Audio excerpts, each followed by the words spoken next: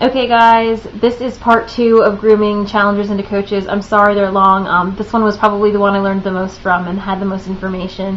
So I do apologize. I just want to get you the most info possible. So going back to the challenge groups, we're still focusing on what makes a good challenger and a good challenge group. Megan brought up her challenge groups are never more than 30 days. Which is very interesting because usually we focus on doing a challenge group that fits with a program or 60 to 90 days because those seem like comfortable time periods. But she says she never does more than 30 days because people stop posting as much, people kind of fall off the face of the earth, and then things in the group start to feel stale, start to feel, like nothing's happening, and all of a sudden a group that was very positive or that started out positive can feel like it's stagnating, and then challengers get the wrong idea of what a challenge group is. And we've all had those groups. If you've been doing this long enough to have a group like that, and I'm sure you have a group where like things just stagnate and you don't know what to do and you feel like the environment that was so positive goes basically to shit. So now what you do after that is she, after the 30 days, she tells people that they can go into a new challenge group, they can start a new challenge, or she has a long-term accountability group, and that's every challenger she's had in any challenge group gets put in that group. It's kind of like the Bombshell Dynasty. It's just a big group of challengers, and she'll post in there, when she's starting a new challenge group, if anybody's interested, so she can have multiple people in different challenge groups at the same time, but they're always in this bigger accountability group, because then those people that don't really need or want maybe the one-on-one personal attention of 5 people in a challenge group can still go somewhere and ask questions, and she can still post and hold them accountable to things. And I thought that was very interesting because I feel like most of the challenge groups that I have running, start to fall short, and you just kind of want to cut them off, but you're not sure when to. Let's see. Another thing about challenge groups that they both talked about a lot of, is that people need to see progress other than just a number on a scale, because it's not all about number on a scale. And we all know that lean muscle will burn fat faster, so sometimes people will be gaining weight, and that may frustrate people, and they need to look at the big picture, like are their clothes fitting better, do people notice the change, do they actually see a change, do they feel better about themselves? Feeling good about yourself is such a huge component of being healthy, and a lot of times we get so caught up in numbers and measurements that we forget that the way you feel is basically the ultimate, because it's what keeps you coming back to it. If you feel great after you work out, even if you're not dropping weight as fast as you'd like to, you're going to come back to your workout. Let's see. One of the big things they focused on was that when you start out, people ask for this accountability, and I think a lot of us are afraid to hold people accountable or to call people out on it. So sometimes it's nice to be able to remind people hey, you haven't been posting a lot, or hey, this group hasn't been posting a lot. You guys asked to be held accountable when we started this, and you're not meeting that. You're not meeting the requirements I set at the beginning, but this is what you asked me for. So I'm not playing good cop, bad cop with them. I'm just saying, hey, you wanted me to hold you accountable, and I'm doing just that, and you guys aren't meeting up on your end. And sometimes that's a good way to stimulate the talk in the group. But you always have to remember that your group should be supportive. It should be encouraging people. You shouldn't be afraid to delete negative posts, because you want your challengers to have the best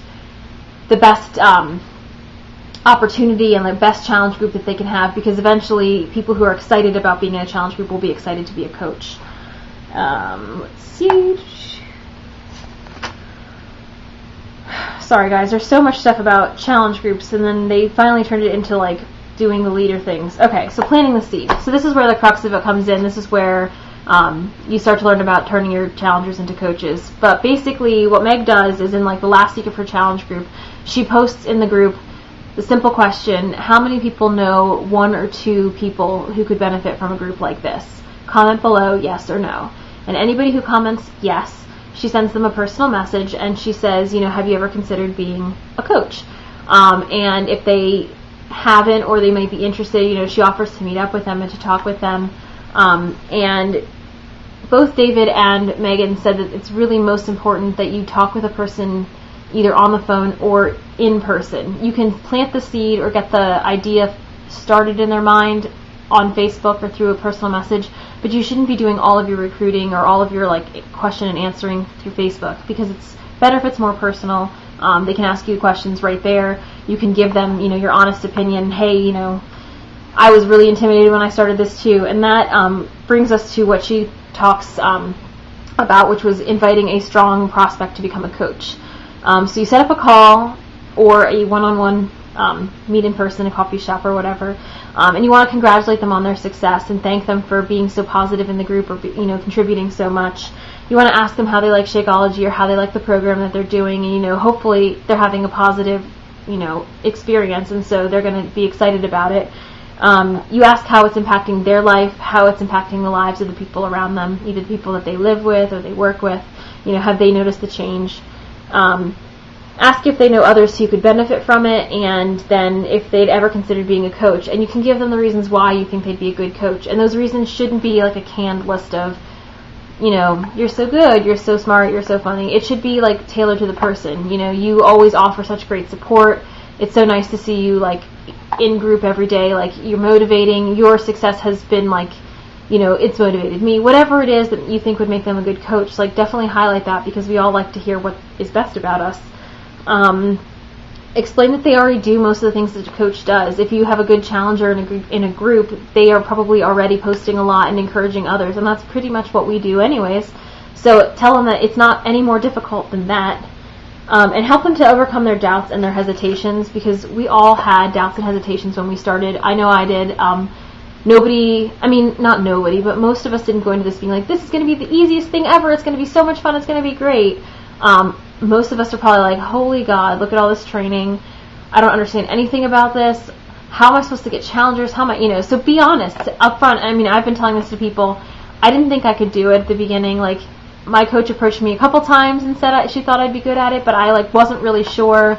And it took me some time to be convinced, and it took me some time. And the first 3 months is a whirlwind. I didn't really totally grasp the concept, and I didn't know exactly what I was doing, but it was a learning process, and I've enjoyed every moment of it, which I have. I've enjoyed all of the learning I've done. I've enjoyed being in a group with you guys. I feel like I've learned a lot about myself through this. I've become a better person just by being a Beachbody coach, and that's what I tell everybody.